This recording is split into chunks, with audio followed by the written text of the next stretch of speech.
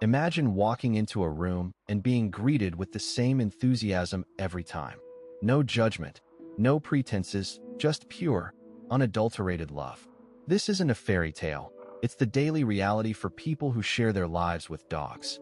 But what if first told you that the way these individuals bond with their canine companions reveals profound insights into the human psyche, insights that challenge our understanding of love, connection, and even what it means to be human?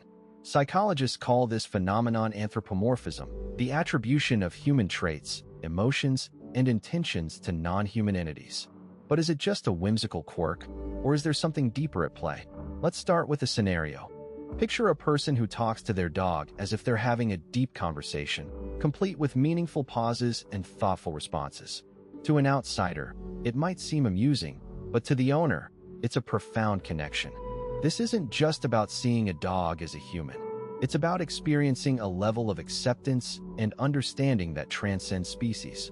This connection is so powerful that it can shape personalities, influence social behaviors, and even offer therapeutic benefits. But why does this bond resonate so deeply? To understand, we need to delve into the psychology behind it. In the quiet hum of a home office, a man sits, his laptop open, a steaming mug of coffee within arm's reach. His dog, a loyal golden retriever, lies sprawled at his feet, occasionally glancing up to check on his human's progress. This is not a scene of laziness, but one of deep-seated contentment and purpose. The man is not avoiding the world. He is choosing to engage with it on his own terms. This phenomenon is often linked to the psychological concept of self-determination theory, which posits that humans have three innate psychological needs: autonomy, competence, and relatedness. For this man, staying home is not a retreat, but a way to satisfy these needs in a controlled environment. The dog at his feet is more than a pet. It's a companion, a confidant, and a source of unconditional love. The man's attachment to his dog is a manifestation of what psychologists call companionship bonding, a deep emotional connection that provides a sense of security and belonging. This bond is not a substitute for human relationships, but it is a vital part of his social network. His dog's presence eases his mind, allowing him to focus on his work, a concept known as biofeedback, where the physical presence of a pet can lower stress levels and increase productivity. The man's choice to stay home is often misunderstood. Society tends to equate success with constant activity and visibility, but he finds fulfillment in the quiet moments, the deep conversations, and the steady progress of his work. This aligns with the philosophy of Friedrich Nietzsche, who argued that the meaning of life is not found in the pursuit of pleasure or power, but in the act of creation and the cultivation of one's own garden. For this man, his garden is his home, his work, and his relationship with his dog. His home is not a prison, but a sanctuary, a place where he can be himself without the exhausting masquerade of social expectations. It's here that he finds the energy to engage with the world on his own terms. His dog, with its simple needs and unwavering love, provides a sense of purpose and direction. This man is not a recluse. He is a curator of his own life, a creator of his own world. And in this world, his dog is not just a pet, but a partner, a muse, and a friend. This deep connection and understanding is a testament to the power of interspecies bonding, a phenomenon that has been shown to have profound psychological benefits for both humans and animals. In the heart of every home that embraces a dog, there exists an unspoken sanctuary, a pack dynamic that transcends the mere presence of a pet. This phenomenon is deeply rooted in the psychological concept of social support theory, which posits that the mere presence of a non-judgmental, loving being can significantly improve mental well-being. Dogs, with their innate ability to love unconditionally, become the cornerstone of this sanctuary. They are not just pets, they are confidants, companions, and often the silent therapists that help their human counterparts navigate life's complexities. The sanctuary of the pack is built on a foundation of trust and routine. Dogs thrive on consistency, and their humans often find solace in the predictable rhythm of their pets' needs and behaviors. This routine creates a sense of security and stability, much like the psychological concept of havening, which emphasizes the importance of safe spaces and predictable routines in fostering mental health. For instance, The simple act of feeding a dog at the same time every day can become a grounding ritual, a moment of calm in an otherwise chaotic world. The dog's eager anticipation and grateful demeanor serve as a reminder of the simple joys in life, a counterbalance to the often overwhelming demands of human interactions. Moreover, the sanctuary of the pack is a place where individuals can be their authentic selves. Dogs do not judge, they do not criticize, and they do not hold grudges. This non-judgmental acceptance is a powerful antidote to the stress and anxiety that often stem from the need to conform to societal expectations. In the sanctuary of the pack, a person can be as loud or as quiet, as energetic or as lethargic as they desire.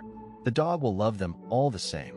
This unconditional acceptance fosters a sense of belonging and self-worth, which is at the heart of self-determination theory. This theory suggests that humans have three innate psychological needs: autonomy, competence, and relatedness, and the sanctuary of the pack caters to all three. The dog's dependence on their human for care and guidance fulfills the need for competence. The unconditional love and acceptance fulfill the need for relatedness. And the freedom to be oneself in the presence of the dog fulfills the need for autonomy. In this sanctuary, people find not just a pet, but a partner in navigating the complexities of life. When the doorbell rings, Sarah's heart pounds.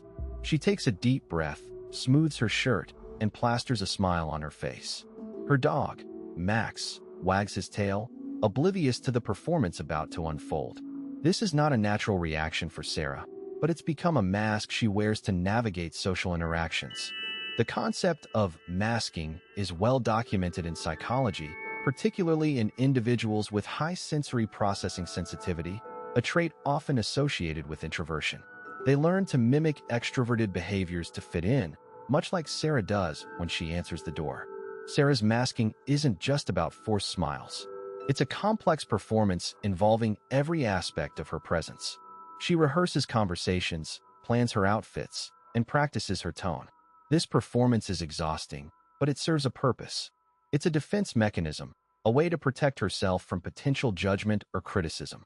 According to the self-determination theory, which emphasizes the importance of autonomy, competence, and relatedness, Sarah's performance is an attempt to gain control in social situations where she might otherwise feel vulnerable. Yet, this performance has its costs. After the doorbell rings and the guest leaves, Sarah retreats to her room, drained. Max, sensing her mood, nudges her hand. She pets him absent-mindedly, her mask safely removed. This retreat is not laziness or shyness. It's a crucial part of her recovery. It's during these moments that she recharges, replenishing her energy for the next social interaction. Much like an actor needs time to rest between performances, Sarah needs this time to reset. This pattern of performance and retreat is a testament to her resilience, a hidden strength that allows her to navigate a world that often feels overwhelming. This resilience, however, leads to a fascinating paradox. The more she retreats, the more she cherishes the moments she spends with Max, her constant, judgment-free companion. This leads us to explore the unique bond she shares with her dog, a bond that offers her unconditional acceptance and emotional refuge. The mind of a person who loves dogs like humans is a complex structure, shaped by various psychological processes and experiences. At the core of this architecture lies the concept of anthropomorphism, the attribution of human characteristics to non-human entities. This phenomenon is not merely a whimsical tendency, but a deeply rooted cognitive process. It stems from our brain's innate drive to understand and connect with the world around us. When a person sees their dog as a human-like being, they are activating the same neural pathways used for human social interactions. This is supported by studies showing that the same brain regions light up when a dog lover looks at their pet as when they look at a beloved human. This architectural feature of the mind is further influenced by the concept of effective altruism, a term coined by philosopher Peter Singer. It refers to the idea that we should act in ways that maximize the overall well-being of others, even if those others are not human. For dog lovers, this translates into treating their pets with the same care, attention, and affection they would a human family member. They see their dogs as deserving of the same rights and considerations, a perspective that shapes their behavior and emotional responses. This is not just a matter of preference, but a genuine belief that their dogs are valuable beings worthy of their love and protection. The architecture of the mind that loves dogs like humans also involves a unique form of attachment, similar to the secure attachment seen in human relationships. According to attachment theory, developed by psychologists John Bowlby and Mary Ainsworth, humans have an innate need to form strong emotional bonds with others. For some individuals, this need extends to their pets. They form a secure base with their dogs, where both parties provide comfort, support, and a sense of security. This attachment is not a sign of immaturity or emotional immaturity, but rather a testament to the individual's capacity for love and compassion. It is a strength that allows them to form deep, meaningful connections, not just with humans, but with all sentient beings. This capacity for deep connection inevitably leads us to explore how these individuals interact with the world around them and the unique challenges they may face. In the intricate dance of human emotions, dogs often play the role of steadfast partners, their loyalty and affection acting as a stabilizing force. This phenomenon can be understood through the lens of attachment theory, which posits that humans have an innate need to form strong emotional bonds with others.